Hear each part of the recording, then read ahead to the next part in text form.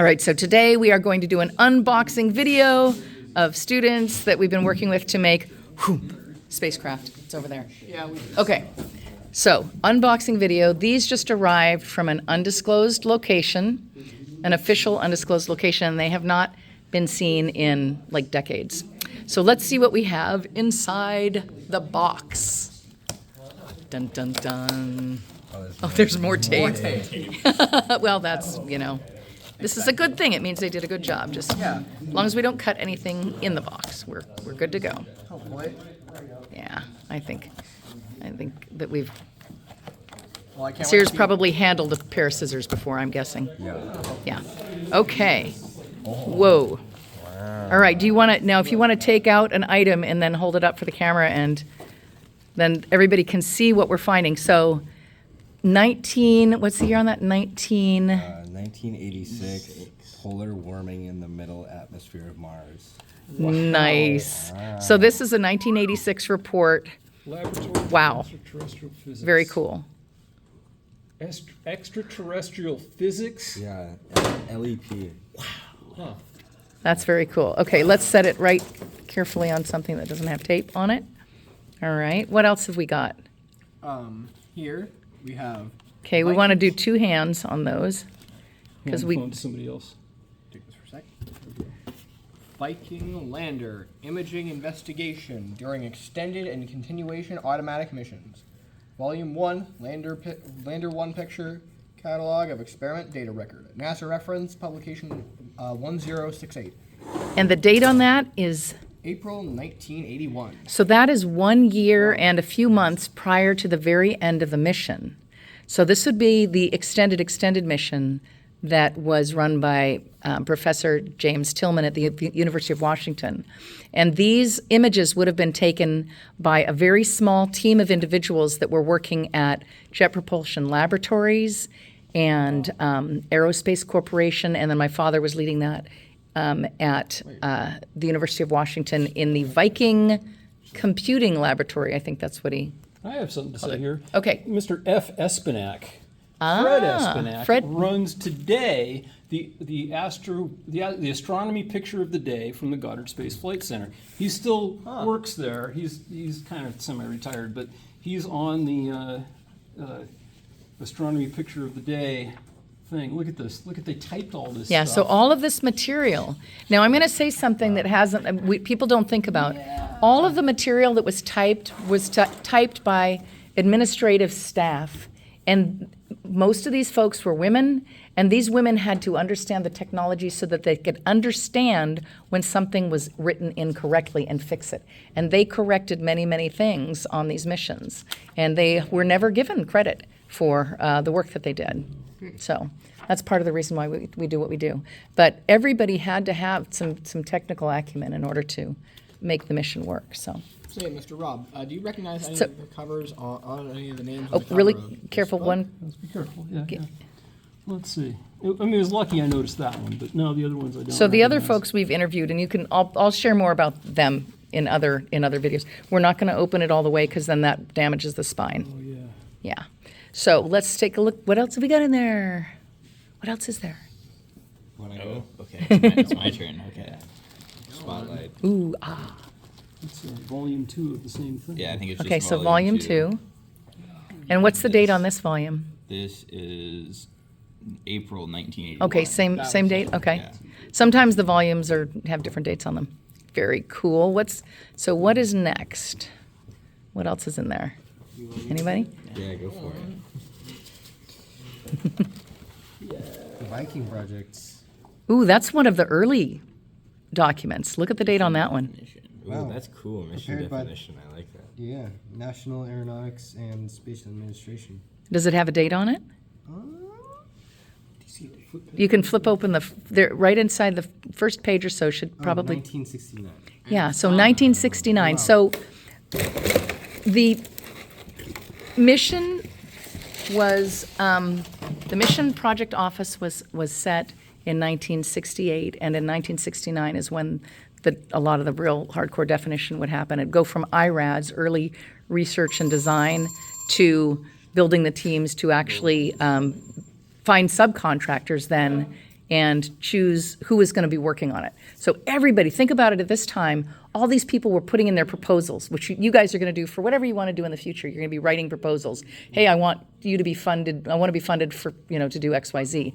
So there would be multiple proposals coming in at once. And the team from NASA Langley, the Viking Project Office team, had to go through all the proposals from Boeing and Northrop Grumman and JPL and Martin Marietta and look at everything from the math around the engineering to the physical design, to the process for manufacturing.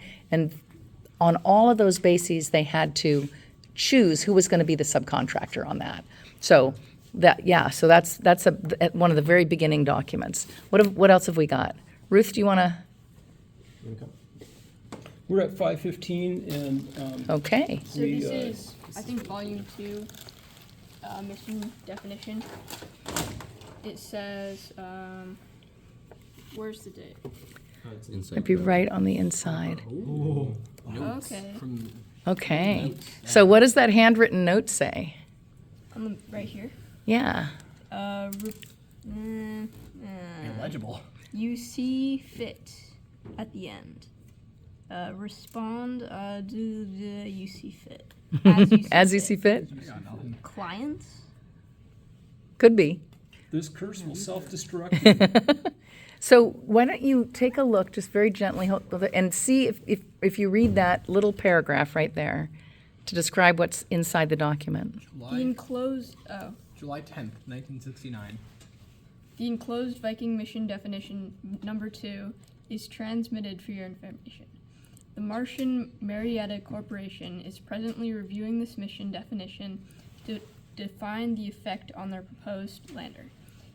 The revised version of this document will be issued on August 11, 1969, to reflect the inputs from the Martin Marietta Corporation, inputs from Viking Science Steering Group, and the addition of orbiter science requirements. Pretty wild, huh? Like, think about all those teams, literally thousands of people. It says distribute as you see fit. And some of them say don't distribute at all. So this one is actually a letter inside the document. That's why this is a letter from NASA inside the document. So there'll be a few unique pieces in that, and then the signatures of the individuals that helped to write the reports. Yeah, this looks like mostly names. So those would be the team Yeah. members Yeah. that were working on it.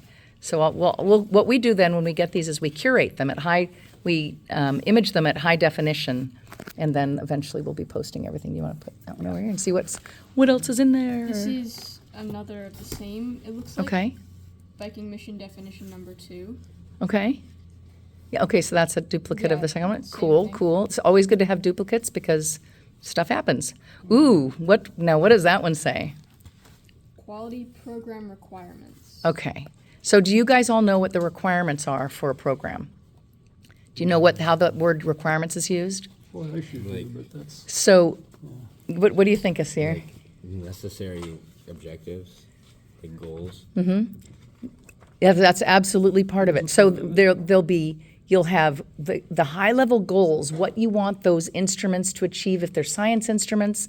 The mission itself will have requirements and objectives, and then each section of it, like the engineering departments, will have objectives and requirements as well.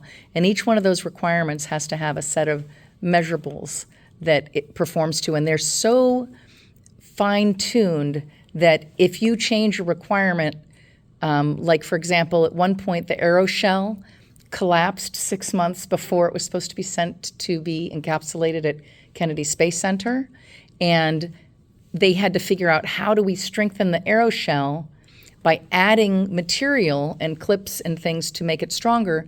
But because the weight of the mission, the weight of the spacecraft couldn't be changed, they had to then figure out where to remove material where it wouldn't end up messing with the structural integrity, right? So every single requirement in these things is absolutely integral to the mission. And Rob probably has something you want to add to that? Yeah, after I mean, 35 years in engineering, requirements are things like size, power, weight, cost. Those are absolutely. All those kinds of things. But requirements, like Rachel was saying, they go down to the most nitpicky little detail. In my world of optics, it was how well rays of light focus onto a focal plane? What's the size of a pixel? How sensitive is it? What kind of electrical current does it have to run under? How, Yeah. it's just everything that that you could possibly think of to define what that mission is going to do. Yeah. There's a requirement for it, and NASA got really, really good at requirements management in the Apollo program, such that it just covers the world of technology, not just aerospace, but it goes everywhere. Well, And it's a huge industry, requirements management. It absolutely is. Anyway, let's And- move on though, because Okay, we're running running short on late. time. Okay, who wants to just show us the last couple items in the box then? Got science management plan. Science management plan, excellent, excellent. Another one of the same. Imagery quality requirements. More requirements. Oh, I bet Rob wants to look at that one. Oh God, yes. Environment of Mars, 1988. Ah, okay, very cool. Yeah. We've got. Oh, it has its own Oop. logo. The Viking. Yes, that was, 75 there's a pattern. story behind the logo too, but I'll tell that another time. Arrangement and agenda. Final preliminary design review. Okay, now that might be a really big, is that a big, No, it's just in there sideways.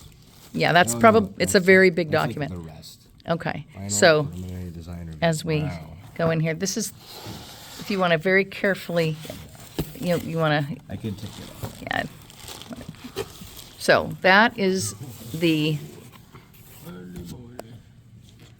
so these kinds of things are actually going to change. So these are people that I've interviewed too. When you see names in here, a lot of them are. And these will change over time. So during the engineering design process, they will design something, they'll design it, test it, prototype it, then test it again, and then if something fails or needs to be adjusted, they'll do change orders, and then it'll go back into the next rev of this, where they will then print mostly just a chapter. Oh, Carlos, yeah, so there's an interview with him that we will be posting. And it covers every aspect of the lander and the mission in all cases. And one of the interesting things that is important to note, in the requirements, power is a really big deal, and also bit rate for the data that was going to be sent back from the lander through the orbiters to Deep Space Network. And they had to log every single command sequence that went up and down had to meet the requirements for being small enough to contain the data that could then be decoded with the software on this end. So the software design was incredibly important in the mission. And everything had to be contained within like 64K or less. So all the data that they would send down in any uplink or downlink would have to be 64K or less. There you go. That's actually a clearer picture than So that would be the thermal shield, the aero shell, the lander, and the cover, of course, and the bioshield. And they would encapsulate it and then heat sterilize it. So, and you can actually see a lot of these documents on our website. So I'll give you guys information. Oh, there it is also. Yeah, I'd like to have some. Oh, yeah, that's what we have already. Yep, there's the surface sampler, absolutely. Yeah, We've got that. And We got those two. oh, where's my meteorology? Oh, wait, we're doing those pretty much the same actually as it looks here. Yeah, look at that. Yeah. yeah, Yeah, where's my meteorology paper? yeah. That's You guys have done a great job. Yeah, we. Unfortunately, I gotta get going. Okay. Okay, Caleb. All right, That's well, on the See you side. next time. We'll be back Monday. y'all. Yep.